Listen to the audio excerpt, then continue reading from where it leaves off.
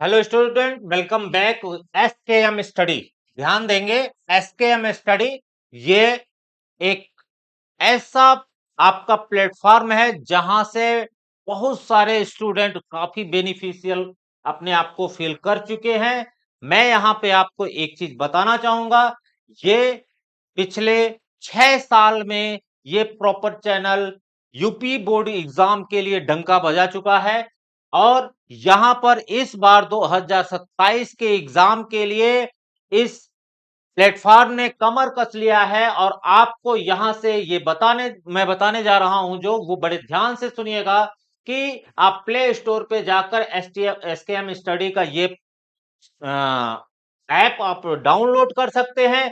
जो ही आप डाउनलोड करेंगे आप वहां पे देख सकते हैं, वहां पे आपको कोर्सेज मिल जाएंगी, एनसीईआरटी की ई बुक मिल जाएंगी, टेस्ट सीरीज मिल जाएगा और सबसे बेहतरीन जो चीज है वो अनसॉल्व पेपर मिल जाएगा। जो ही अनसॉल्व पेपर आप क्लिक करेंगे क्लास 12th के लिए, जो वो व्यू पीडीएफ के अंतर्गत में पूरा का पूरा अनसॉल्व पेपर आप देख सकते हैं। तो ये आपके लिए एक बेहतरीन एप्लीकेशन है और यहां से आप यूपी बोर्ड एग्जाम की पूरी तैयारी कर सकते हैं with unsolved paper, notes, test series, courses. आप यहां से कोर्सेज भी परचेज कर सकते हैं। महाभारत बैच बहुत ही जल्द आपको मिलने वाला भी है।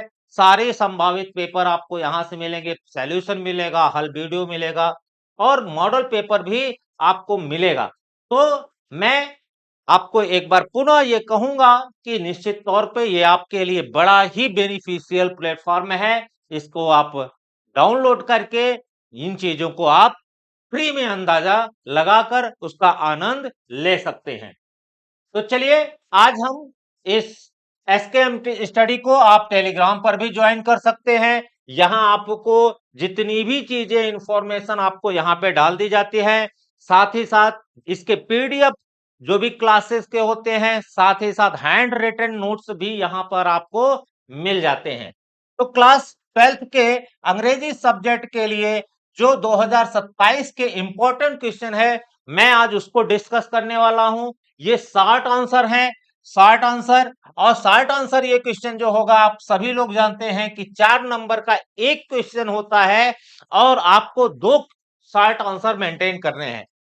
कौन कौन से इंपॉर्टेंट क्वेश्चन है 2027 के एग्जाम के लिए, आज मैं डिस्कस करूंगा और बड़े ही ल्यूसिड तरीके से डिस्कस करूंगा कि आपके दिमाग में पूरी तरह से बात सेट हो जाए। Question number 1, where was the pool and what opportunity did it offer? Pool कहां था और यह क्या अवसर प्रदान करता था? तो आपको सबसे पहले मैं आपको ये बताना चाहूंगा, ये जो क्वेश्चन है वो डीप वाटर का है। डीप वाटर अगर आप देखें तो ये 3rd चैप्टर है। विलियम सी डगलस इसके राइटर हैं, विलियम सी डगलस इसके राइटर हैं। आपको यह भी ध्यान रखना है क्योंकि राइटर्स का नाम भी पूछ लिया जाता है। तो ये इसका आंसर क्या होगा? आंसर क्या है? The pool was at YMCA। ये एक ऑर्गेनाइजेशन था इन याकिमा। कहां था भैया? याकिमा। और याकिमा क्या है? एक रिवर का नाम है। And it offered the opportunity to learn swimming. ये कौन सी अपॉर्चुनिटी देता था? स्विमिंग की। अर्थात WC डगलस यहां ही गए थे YMCA याकिमा रिवर के पास में, जहां उन्होंने स्विमिंग की कला सीखने का प्रयास किया था, जो डगलस वांटेड टू। क्लियर हो गया है? अगर फिर भी आपको डाउट है, क्वेश्चन आप कमेंट के माध्यम से कर सकते हैं। Wanted to join but his mother continually warned him about the treacherousness of the river। तो ध्यान रखेंगे, यहां वो बता रहे हैं। इसके बाद सेकंड स्लाइड में भी आपको ध्यान रखना है कि ये जो पूल था वो YMCA याकिमा में स्थित था और यह स्विमिंग की अपॉर्चुनिटी देता था। डगलस स्विमिंग ही चाहते थे और लेकिन उनकी मां लगातार उनको यह चेतावनी दे रही थी कि यह एक भयानक नदी है, ट्रीचरसनेस। तो आप ये ध्यान रखेंगे, बड़ा ही इंपॉर्टेंट क्वेश्चन है। मैंने बहुत ही अच्छे तरीके से, ल्यूसिड तरीके से आपको समझाने का प्रयास किया है। फिर नेक्स्ट क्वेश्चन क्या है, क्वेश्चन नंबर 2। इंपॉर्टेंट क्वेश्चन की सीरीज हम लोग डील कर रहे हैं और क्वेश्चन यहां से 100% 2027 के एग्जाम में आने वाले हैं। आप स्क्रीनशॉट भी ले सकते हैं। Which terror Douglas had in his heart. Douglas के दिल में कौन सा डर था? तो अगर आपने लेसन को पढ़ा है, थोड़ी सी समरी आपके माइंड में है, तब तो आप थोड़ा सा आउटलाइन समझ सकते हैं। अदरवाइज अगर आपने समरी नहीं पढ़ा है तो आपको जो मैं समझा रहा हूं, जैसे भी बता रहा हूं, आपके दिमाग में बात सेट हो जाएगी। इसका आंसर आप कैसे लिखेंगे? इन हिज हार्ट, उनके हृदय में, डगलस हैड अ टेरर, उनके हृदय में, अर्थात किसके? डगलस के हृदय में क्या था? एक डर था, भय था, फॉर वाटर। और ये डर किससे था भैया? वाटर से था। When he was about 3 or 4 years old, जब, और ये डर कब से उनके हृदय में बना था? जब उनकी उम्र केवल 3 या 4 वर्ष की थी। हिज फादर, उनके पिताजी, टूक हिम एट कैलिफोर्निया बीच, उनके पिताजी उनको कैलिफोर्निया के बीच पर लेके गए थे। समुद्री किनारे को बीच कहते हैं। ही एंड हिज फादर, अर्थात डगलस और उनके पिताजी, स्टूड टुगेदर, साथ साथ खड़े थे, इन द सर्फ, जो बहाव था, जो लहर थी, उसके साथ साथ में ही वो खड़े थे। And the waves knocked him, जो लहर थी उनको धक्का दे दी, और down and swept over him, और उनके ऊपर से निकल गई। बीइंग अ लिटिल चाइल्ड, एक बच्चे होने के नाते, ही फियर्ड, वह डर गए, एट द ओवरपावरिंग का मतलब क्या होता है? तीव्र, फोर्स, उस तीव्र दबाव की वजह से वो डर गए। ऑफ वाटर, किसके? पानी के। एंड वाज फ्राइटेंड, और उनके दिल में यह डर पूरी तरह से बैठ गया। तो जहां तक मैं आपको बताया हूं, निश्चित तौर पे अगर इतनी चीजें आपके दिमाग में रहेंगी तो यह 4 नंबर आपका बिल्कुल नहीं जाने पाएगा। फिर next question, question number 3। How deep was the pool? Pool कितना गहरा था? What was there inside the water, और पानी के अंदर क्या था? 2 क्वेश्चन एक साथ पूछा गया है, और ऐसे क्वेश्चन जब 2 क्वेश्चन एक साथ ज्वाइंट करके पूछे जाते हैं तो ध्यान रखना है कि दोनों पॉइंट आपको दिमाग में रखना है कि पूल कितना गहरा है यह भी आपको बताना है, और पानी के अंदर क्या था यह भी आपको बताना है। क्वेश्चन 2022 EF में यह बना है, तो निश्चित तौर पे ये 2027 के एग्जाम में भी बन सकता है। तो इसका आंसर क्या होगा? The pool was only 2 or 3 feet deep, जो तालाब था वो केवल 2 या 3 फीट ही गहरा था। At the swallow and, swallow and का मतलब छिछले एंड पर, जो शुरुआत का जो जहां से पूल में हम प्रवेश करते हैं, छिछला सतह होता है, वहां पे गहराई कितनी है? 2 or 3 feet, and 9 feet deep at the other. लेकिन ध्यान रखेंगे कितना? 9 फीट। जब आप मध्य या लास्ट वाला जो पार्ट था वहां इसकी गहराई 9 फीट थी, तो किनारे की गहराई 2 या 3 फीट, और मध्य और अंत का जो था उसकी गहराई 9 feet. There was nothing inside the water, water के अंदर कुछ भी नहीं था, एक्सेप्ट का मतलब होता है सिवाय, द एलोथिंग। तो ध्यान रखेंगे वहां पर जब जो पानी के अंदर जब डगलस महोदय गए थे तो उनको केवल पीले पीली चीजों के अलावा और कुछ भी दिखाई नहीं दिया था। नेक्स्ट क्वेश्चन क्या है? What happened to the legs of Douglas inside the pool? How did he try to overcome that situation. तो आपको मैं एक चीज फिर से सलाह देना चाहूंगा कि यदि आप लिटरेचर को डील कर रहे हैं और लिटरेचर के आंसर को डील कर रहे हैं तो क्वेश्चन समझने का पूरा प्रयास करिएगा। पूल के अंदर डगलस के पैरों का क्या हुआ, उसने उस स्थिति से उबरने की कोशिश कैसे की। आपको पूरा क्वेश्चन समझ में आना चाहिए। यदि आप क्वेश्चन समझ पा रहे हैं तो आंसर आपके लिए इजी हो जाएगा। तो आंसर आप क्या क्या लिखेंगे? इनसाइड द पूल, तालाब के अंदर, the legs of the narrator, narrator माने कहानीकार, मतलब कहानी कहने वाला, कहानी कहने वाला। तो इनसाइड द पूल, पूल के अंदर, the legs of the narrator, कहानी कहने वाले के पैर, डिडंट मूव, नहीं हिले, अर्थात लेखक महोदय के जो पैर थे वो हिले नहीं। हिज लेग्स वर पैरालाइज्ड, ऐसा लग रहा था कि उनके पैरों को लकवा मार गया है।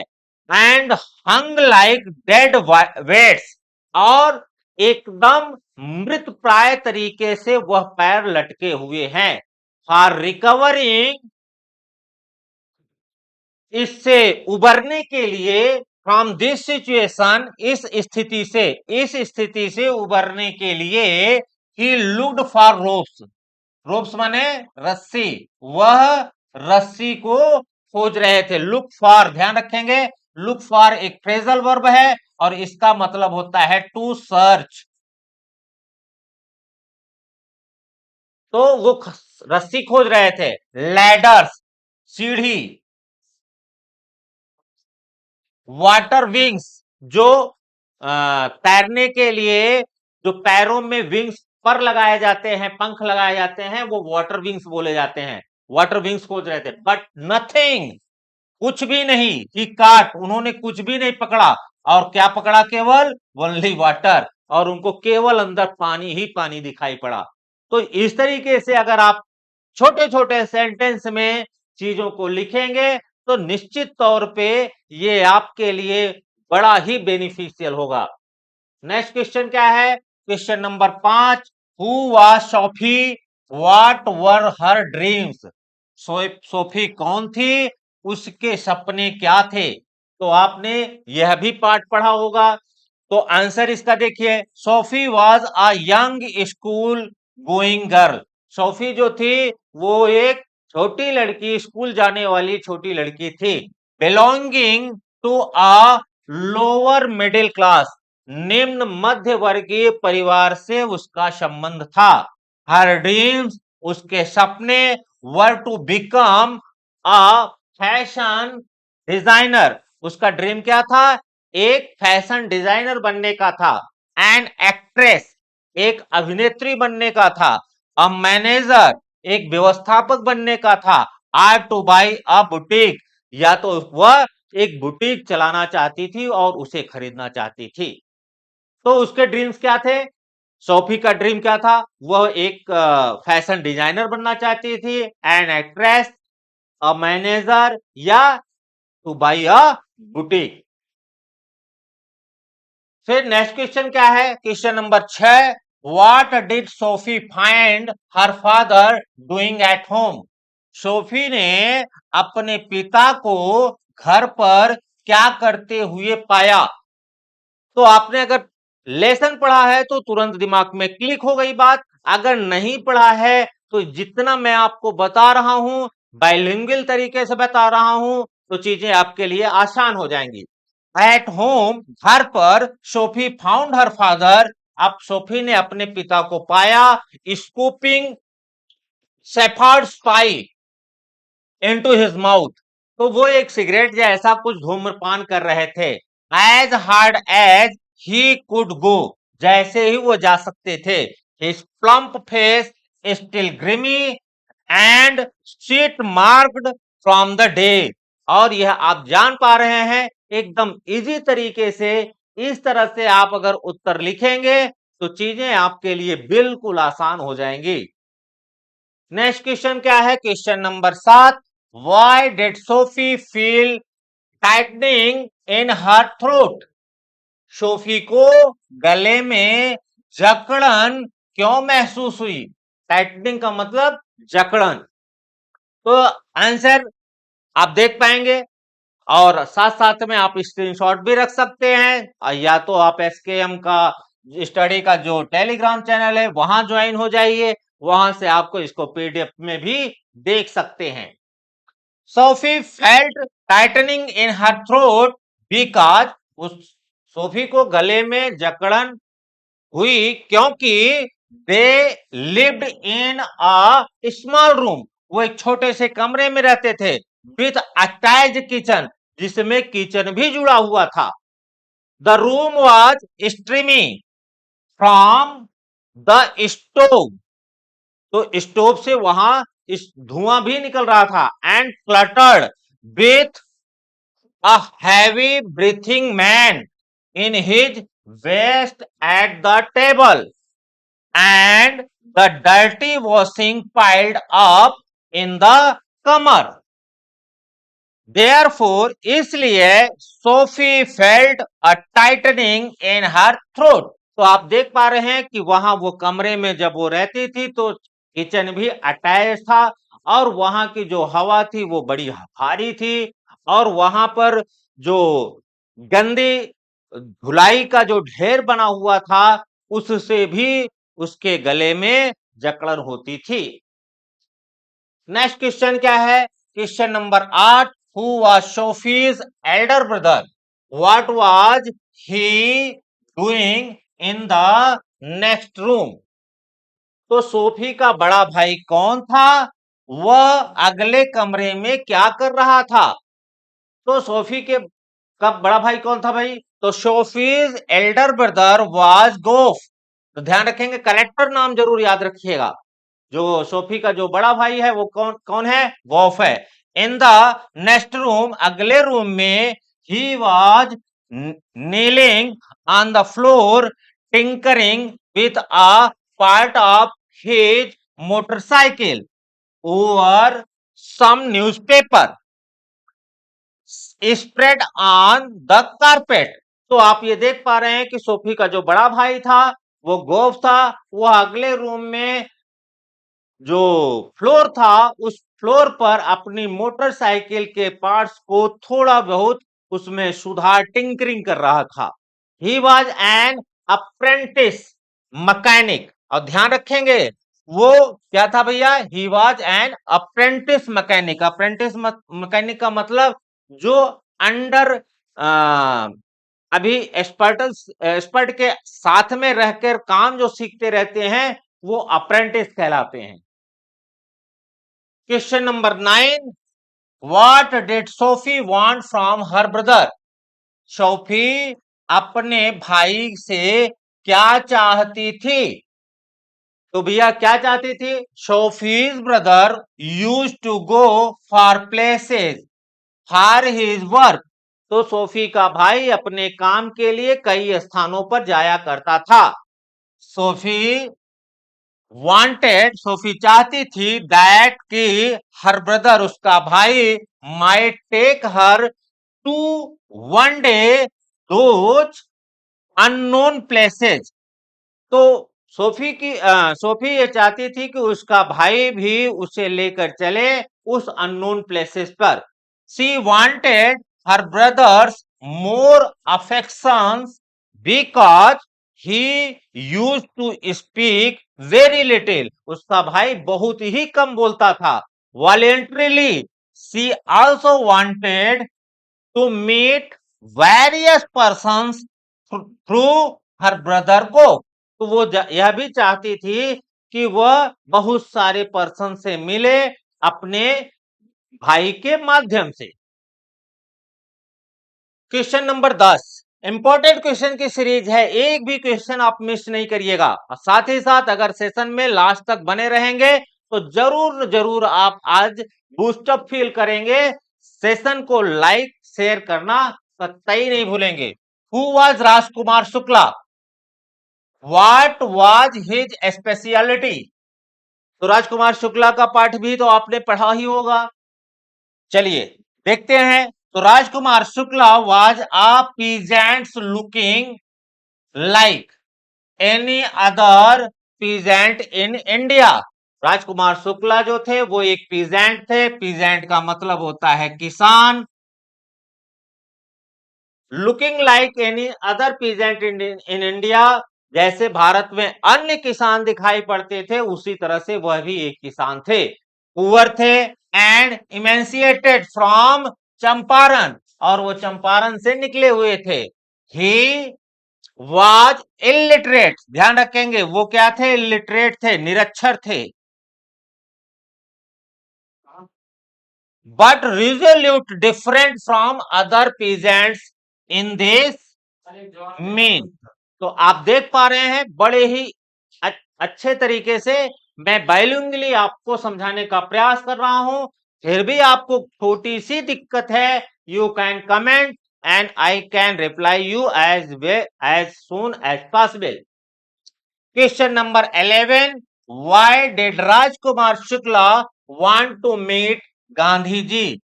राजकुमार शुक्ला गांधी जी से क्यों मिलना चाहते थे? तो क्या हो जाएगा इसका answer, Rajkumar Shukla wanted to meet Gandhi ji to complain, किस लिए भैया, शिकायत के लिए।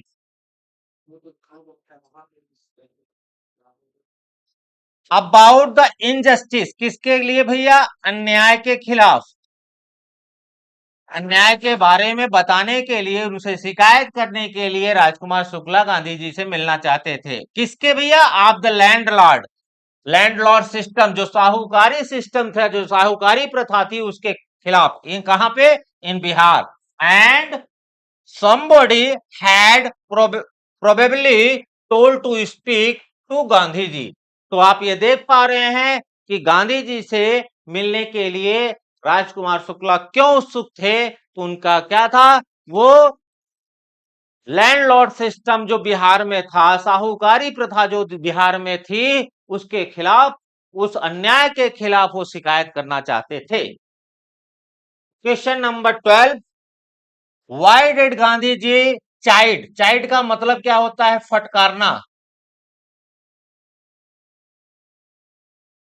तो आप ध्यान रखेंगे, सिनोनिम भी नोट कर लीजिए। फटकारने का जो सिनोनिम होगा वो क्या हो जाएगा, रिब्यूक, कास्टिगेट। तो आप ये ध्यान रखेंगे साथ में सिनोनिम भी, चाइड द लॉयर। तो why did Gandhi ji chide the lawyer, Gandhi ji ने लॉयर को क्यों फटकारा, क्यों डांटा। तो ये क्वेश्चन 2022 में बना है REF में, और 23 में भी बना है ZX में, 24 में बना है DY में। तो आप ये देख पा रहे हैं बहुत ही इंपॉर्टेंट क्वेश्चन है, तीन चार चार बार ये क्वेश्चन बना है। तो निश्चित तौर पर ये आपके लिए 2027 में भी क्वेश्चन बनने वाला है। आप आंसर इसका देखिए, Gandhi ji chided the lawyers for collecting, collective माने इकट्ठा करना, गैदर, इकट्ठा करना, for collecting big fee from the sharecroppers, जो बटाईदार लोग थे उनसे बड़ी फीस उगाही के लिए, इकट्ठा करने के लिए गांधी जी ने वकील को डांटा था। Muzaffarpur lawyers were charging high fee from the poor, जो मुजफ्फरपुर के लॉयर्स थे वो एक बड़ी फीस उगाही करते थे वहां के पुअर शेयर क्रॉपर से, बटाईदारों से, हु वर एक्चुअली, वास्तव में, unable to maintain their livelihood, livelihood माने जीविका, जो अपनी जीविका को मेंटेन करने में भी अनेबल थे, असक्षम थे, वो भी, उनसे भी बड़ी फीस वसूली जाती थी। इस कारण गांधी जी ने लॉयर्स को फटकारा। क्वेश्चन नंबर 13 पर चर्चा करेंगे। What was the chief commercial crop in Champaran. What was the long-term contract between the landlords and the tenants? तो यहां पर इसका आंसर देखेंगे, Indigo was the chief commercial crop of Champaran. तो ध्यान रखेंगे इंडिगो क्या है, यहां की सबसे मुख्य फसल थी। According to the long-term contract, all the tenants had to plant 3/20 or 15% of their holdings with Indigo and surrender the entire Indigo harvest as rent। तो यहां पे आप देख पा रहे हैं कि किस तरह से वो बता रहे हैं कि क्या मुख्य खेती थी और उसका कैसे वो उसकी बटाई हो रही थी। ये सारी चीज यहां पर इस क्वेश्चन के माध्यम से आप जान पा रहे हैं। Question number 14, what did Gandhi ji do for the overall development of Champaran के विकास के लिए फिलहाल पूरा का पूरा गांधी जी ने क्या किया। इसी क्वेश्चन को आर करके में फिर पूछा गया, what did Gandhi do after knowing the miserable condition of the farmers of Champaran. 2023 में ZV में ये क्वेश्चन बना हुआ है। फिर आर करके यही question, what did Gandhi ji do to improve the